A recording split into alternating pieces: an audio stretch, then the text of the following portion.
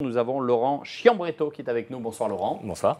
Laurent qui dirige le tennis club. Le Tennis Sporting Club dans le 15e arrondissement. De Paris et qui a sorti un livre où il raconte les anecdotes, les très belles anecdotes, très sympathiques anecdotes. Les magnifiques anecdotes.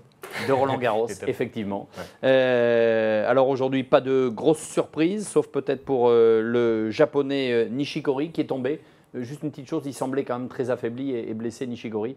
En tout cas, si certains en faisaient un favori, ça reste quand même, voilà, ça fait un peu le ménage, on va dire, dans le Il avait aligné 14 victoires d'affilée, Barcelone et Madrid, et puis il avait été pas loin de battre Nadal. Il l'avait sérieusement bousculé avant de se blesser au dos et de déclarer forfait. Il faut croire qu'il ne s'est pas rétabli à temps pour ce majeur. Coup dur pour le japonais. Alors, les anecdotes, j'aimerais que tu puisses nous parler de Nadal. C'est quoi ton anecdote sympathique? Alors, Nadal, c'est en 98. C'est un jeune blanc-bec espagnol de 12 ans. Il fait un des plus grands tournois internationaux des 12 ans, qui est à Auray, en Bretagne. Et je vais parler d'un destin croisé, parce que Nadal, on sait donc, on connaît à peu près tout de lui. On sait que son oncle a été aussi footballeur au FC Barcelone. C'est Miguel Ángel Nadal, 62 sélections en Espagne, Coupe des clubs champions, Coupe des coupes. On a vu une photo il n'y a pas très longtemps où lui est rentré sur le terrain tout gamin. Tout à fait. C'est pour ça qu'il est supporter du Real Madrid d'ailleurs, Nadal. Et en fait, dans ce même tournoi, on avait un autre destin croisé. On avait un fils, cette fois-ci d'un entraîneur de foot, qui s'appelait Johan Gourcuff. Qui participe au même tournoi. Il faisait partie des meilleurs jeunes de la catégorie des 12 ans, comme Nadal. Il était ancien 15-2. À l'époque, c'est un bon classement, 15-2 pour un gamin de 12 ans. Ah, pour un gamin de 12 ans, gamin de 12 ans. Et les deux, en fait, hésitaient entre le foot et le tennis. Et lors de ce tournoi doré, donc en 98, Nadal a triomphé. Ça a été sa première grosse victoire internationale, ce qui l'a conduit à choisir, à privilégier le tennis.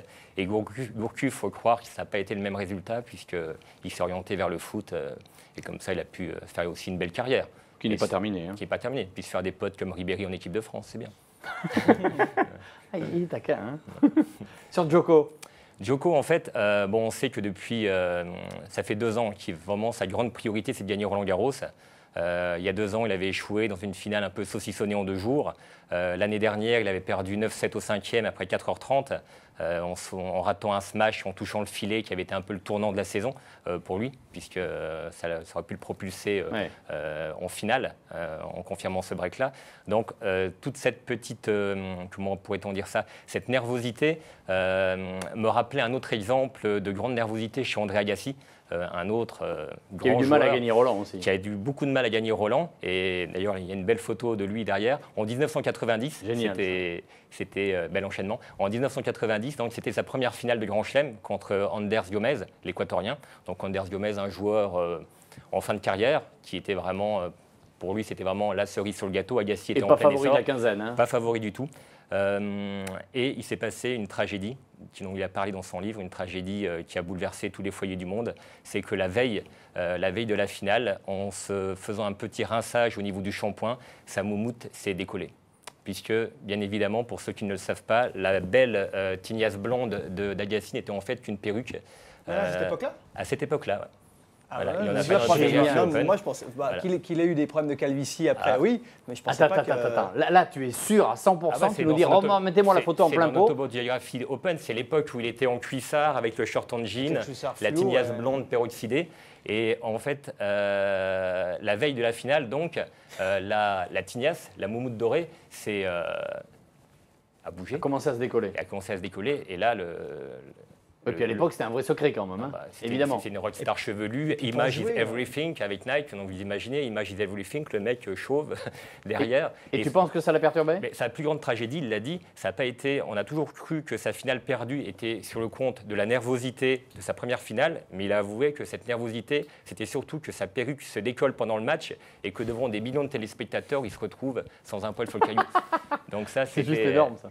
C'est assez énorme. Et il a fallu quand même 4 ans et demi ensuite, après cette finale, pour qu'il assume cette calvitie et qu'il devienne le divin chauve.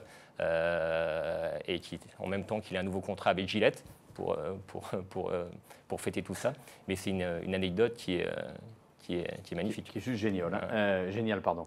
Un mot sur Roger Federer, j'ai entendu cette anecdote, alors tu vas sans doute me le confirmer, c'est que Roger, quand il a gagné en 2009, il était tellement content, tellement soulagé, qu'il a demandé, il dit maintenant je veux la coupe. Sauf que la vraie coupe, elle reste à Roland Garros, elle ne bouge pas. Et qu'il a demandé une dérogation pour pouvoir l'amener à son papa en Suisse. Et les instances de Roland Garros et de la Fédé lui ont dit « Ok, on va donner cette dérogation, mais tu la prends, donc le dimanche soir, mais tu la ramènes demain matin. Tu passes la nuit, tu la montres à ton père, tu la ramènes demain matin, avec 4 bodyguards. C'est-à-dire qu'il y avait 4 bodyguards qui sont partis avec Roger Federer. Ils ont passé la nuit là-bas avec le père et tout ça, et hop, ils ont ramené la coupe le lendemain. Plutôt sympathique. En même temps, ça se comprend. C'est tellement frustrant. Parce qu'en sport collectif, je peux comprendre, mais en sport individuel, tu gagnes une coupe, tu ne peux pas la ramener chez toi.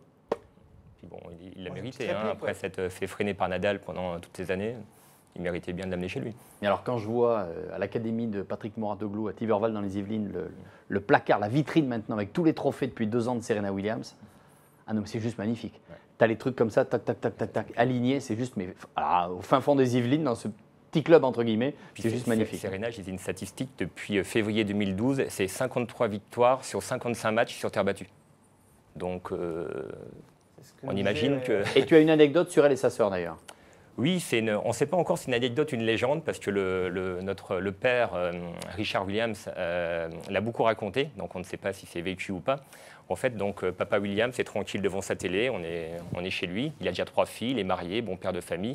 Un petit dimanche devant la télé, donc comme on n'est pas aux États-Unis, il ne peut pas regarder Drucker, donc qu'est-ce qu'il fait? Il change de chaîne et il tombe sur un match de tennis. Il tombe sur un match de tennis et là, il voit 2 demoiselles se serrer la main à la fin du match et l'une des 2 empochait un chèque de 200 000 francs. Et là, papa Williams, il s'est dit, mais c'est énorme, dans tous les sens du terme. Et à ce moment-là, il décide de faire les 2 filles les plus fortes que la planète tennis n'ait jamais portées. Elles ont quel âge? La légende dit quoi? Elles ne sont pas encore nées. Ah. Il a décidé d'engendrer la création, donc, de... oui, enfin, excuse-moi, quand tu fais l'amour à ta femme et que tu vas lui faire un enfant, tu sais pas si c'est un garçon ou une fille. Non, mais il avait déjà eu 3 filles avant, donc il y avait peut-être des prédispositions à faire des demoiselles. Mais en tout cas, 80, je crois que c'est naissance de Vénus, 81 ou 82 naissance de Serena. 30 ans après, les 2 ont été numéro 1 mondial. Elles ont gagné des titres olympiques, elles ont gagné plus de 40 titres en grand chelem, simple, double dame et double mixte en fondu. C'est fantastique. Et plus de 80 000 € de gains à 80 millions. 80 millions, pardon.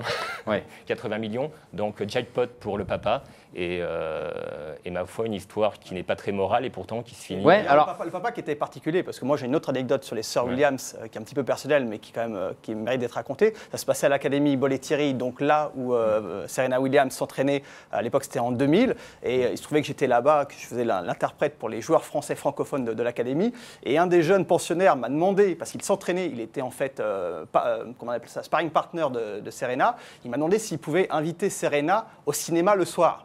Donc j'ai fait la traduction, je vous jure, c'est une histoire vraie. J'ai fait la traduction, j'ai demandé à Serena si elle voulait bien aller au cinéma avec ce jeune joueur français, et elle lui a répondu, je ne sais pas, il faut que je demande à mon papa. Et elle avait 20 ans. C'était en 80. C'est en 2000, pardon. Et c'était qui le sparring? C'était un jeune joueur qui a un petit peu disparu et qui s'appelait Michael Alikayol, qui a été champion de France cadet, je crois, dans ces années-là. Quelle balance, David Aiello. Il a beaucoup disparu. Hein. Oui, il a beaucoup disparu, parce que derrière, il a eu une histoire un petit peu difficile à l'Académie Bollettieri. Je vous expliquerai pourquoi. Mais c'est quand même assez incroyable. Enfin bon, toujours est-il que tu ne fais pas des enfants pour en faire des machines. Et puis elles ont l'air de... Enfin, elles ont fait une grande carrière, elles ne sont pas l'air traumatisées, ces jeunes filles. Non, elles ont l'air plutôt épanouies. Hein. Elles sont restées longtemps, l'anecdote de David le montre bien, elles sont restées longtemps sous la coupe de leur papa. Elles ont fini par s'émanciper l'une comme l'autre. Moi, j'ai jamais vu le père à l'Académie Mouratoglou. Hein. Ah non, mais c'est fini cette époque-là. C'est fini. Mais il y a eu une époque où, de toute façon, c'était indissociable. Vous ne pouviez pas avoir les sœurs Williams, ou ne serait-ce que l'une d'entre elles, sans avoir le papa derrière avec son appareil photo et son objectif plus gros que tous les photographes de la Corbeille de Roland. Le papa ou la maman d'ailleurs. La maman aussi était également très présente. Ce qui est très étonnant quand même, c'est quand vous voyez... Les 2 parents ne se parlaient pas. Ils étaient chacun d'un côté de la boxe des joueurs, mais ils ne s'adressaient pas la parole. Mais ils partageaient ou pas après? Je sais pas. Et quand vous voyez Serena Williams dans la vraie vie, c'est une femme qui est souriante, qui est charmante, qui est... C'est pas du tout Non, mais elle a beaucoup grandi, elle a beaucoup évolué quand même par rapport à cette époque-là. Elle est un peu comme David Aiello, qui semble sympathique comme ça à l'antenne, mais alors en dehors, on n'en peut plus ici. Je voudrais vous montrer cette petite vidéo. Alors, elle a déjà été pas mal vue, mais peut-être pas par vous. Et puis là, on va vous la montrer en intégralité. Ça dure 2 minutes.